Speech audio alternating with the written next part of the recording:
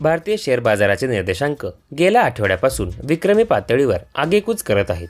मात्र ही तेजी बऱ्याच विश्लेषकांना संदिग्ध वाटत आहे. त्यामुळे गुंतवणूकदारांनी, विशेषतः किरकोळ गुंतवणूकदारांनी अतिशय सावध राहून व्यवहार करण्याची गरज असल्याचे विश्लेषकांनी सूचित केले आहे. त्यातच मार्च महिन्यामध्ये अमेरिकेतील महागाई कमी होण्याऐवजी वाढून 3.5% गेली आहे. याचा नकारात्मक परिणाम लगेच अमेरिकेतील शेअर बाजारावर झाला आणि शेअर बाजाराचे निर्देशांक कमी झाले. त्याचबरोबर अमेरिकेतील शेअर बाजाराचे निर्देशांक कमी होत असतानाच अमेरिकेतील 2 आणि 5 वर्षाच्या कर्ज रोख्यावरील परतावा त्याच वेगाने वाढला आहे. अशा प्रकारचा परिणाम भारतासह इतर देशातील शेअर बाजारावर होण्याची शक्यता काही गुंतवणूकदारांनी सूचित केली आहे. जानेवारीपासून शेअर बाजाराचे निर्देशांक 52 आठवड्याच्या उच्चांकी पातळीवर किंवा ऐतिहासिक उच्चांकी पातळीवर गेल्यानंतर लगेच हे निर्देशांक परत फिरल्याचे दिसून येत आहे. बाजारातील परिस्थिती खऱ्या अर्थाने बळकट आहे असे यातून दिसून येत नाही.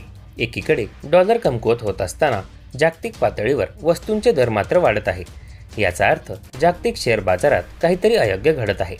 अशा परिस्थितीत तुम्ही आशावादी असले तरी हरकत नाही, परंतु तेवढ्याच प्रमाणात सावधही राहणे गरजेचे आहे.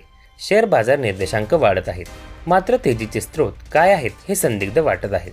भारतीय बाजार तेजीसाठी पूरक आहे हे सर्वांना ठाऊक आहे, मात्र इतक्या वेगात निर्देशांक वाढणे अपेक्षित नाही असे बऱ्याच गुंतवणूकदारांनी आणि विश्लेषकांनी सांगितले.